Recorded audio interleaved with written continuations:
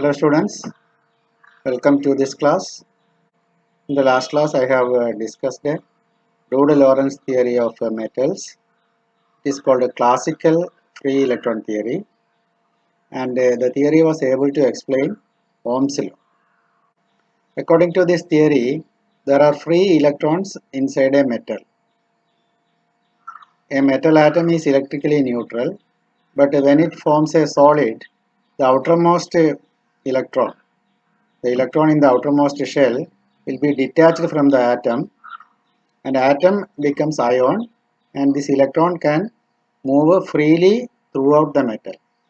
The number of electrons detached from the atom depends on the valency. For example, sodium, potassium, etc., they have got valency 1. So when they form a metal solid, one electron is lost from each of the atom, and sodium becomes a sodium plus ion, potassium becomes potassium plus ion, and magnesium has got valency 2, so two electrons will be detached. Copper, for copper, valency is either 1 or 2, so 1 or 2 electrons will be detached from the copper, and it is these free electrons are available for conduction. And how conduction occurs? When a voltage is applied across a metal, an electric field is set up inside the metal, and this electric field acts a force on the electron. If capital E is the electric field, then force on the electron will be minus E into E. So electrons will move opposite to electric field, and the current will be in the direction of electric field itself. And we have derived a expression for current density in the last class, and we have seen that it obeys Ohm's law. Classical Maxwell-Boltzmann statistics is applied here to derive a relation between conductivity and temperature, and that is based on this equation. This is law of equipartition of energy, and Maxwell-Boltzmann theory is based on this law of equipartition of energy, half mv square, that is energy of the electron is equal to 3 by 2 kT. Energy per degree of freedom is half kT. So energy per 3 degree of freedom will be 3 by 2 kT. Electrons are free to move in 3 dimensions. So it has got 3 degrees of freedom. So 3 into half kT is the energy of the electron. So that is equal to 3 by 2 kT.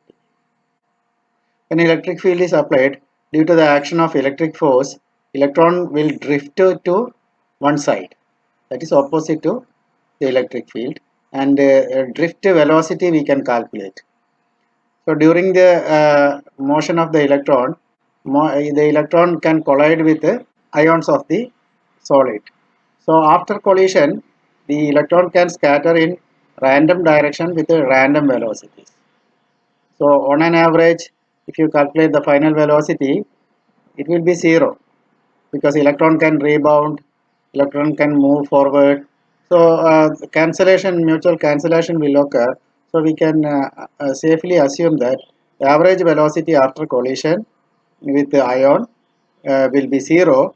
So from 0 it again starts accelerating, because electric field is there. So due to this acceleration, it will gain some final velocity before the next collision.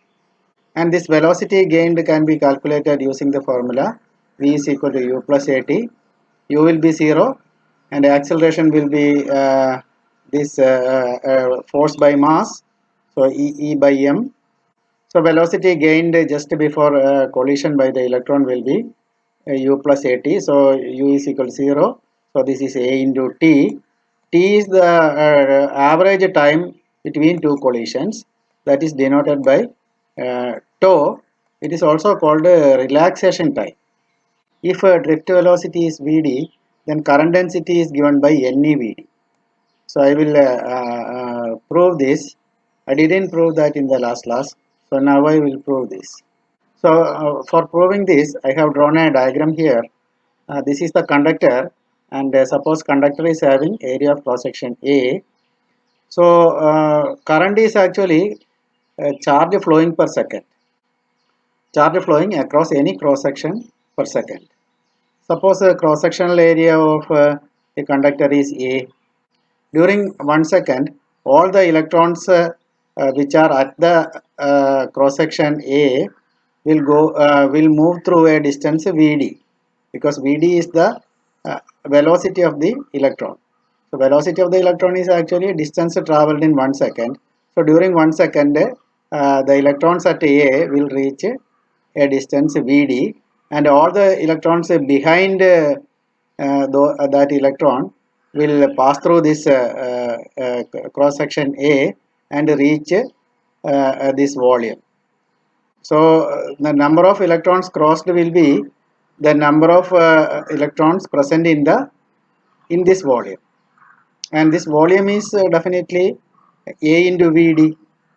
That is area into that is a volume of the cylinder.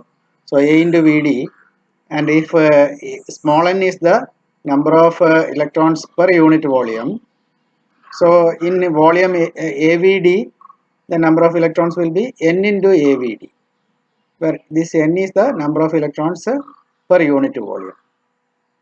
So this is the total number of electrons crossed the cross section A, and the total charge crossed will be multiplied by E. So current is NAVDE. And what is current density? Current density is current per unit area of cross section. Current per unit area of cross section. So you divide that by A, then you will get a NEVD. So that is the expression here. Current density is NEVD. So we substitute for VD from this, and we get a J is equal to sigma E equation, where sigma is Ne squared tau by M. And in the last class we have seen that this J is equal to sigma E relation is nothing but Ohm's law. I will go through that derivation once again. This is that picture. Last time I have drawn a current in the reverse direction. Now I have properly corrected it. So this is the conductor having length L and area of cross section A. Suppose a voltage is applied, then a current flows. So V is equal to IR, that is the Ohm's law relation. I will now prove that it is equivalent to J equal to sigma E relation. So voltage is equal to, if E is the electric field inside, voltage across the conductor will be E into L. That is a field into length, and current is actually J into current passing through the conductor is J into A, because per unit area of cross section current is J. So for a area of cross section, current is J into A. So I can be replaced by J into A. So that is R.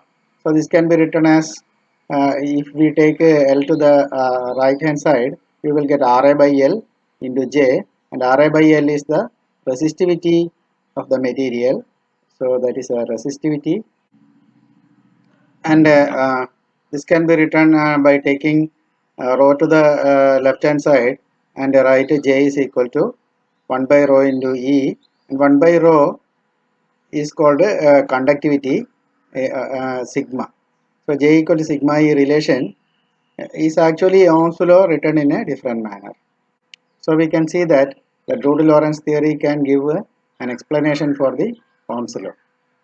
Now let us see what is the temperature dependence of sigma predicted by Drude-Lorentz theory. For that we take V bar from the first equation. So from this can be solved for V bar. We can cancel divided by 2 on both sides. Take M to the right hand side and take the square root. Then we will get V bar. V bar is root of 3kt by M, and substituting that we get sigma is inversely proportional to the square root of temperature.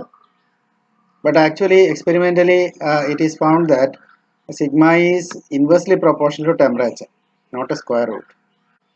For metals we know that resistivity is proportional to temperature.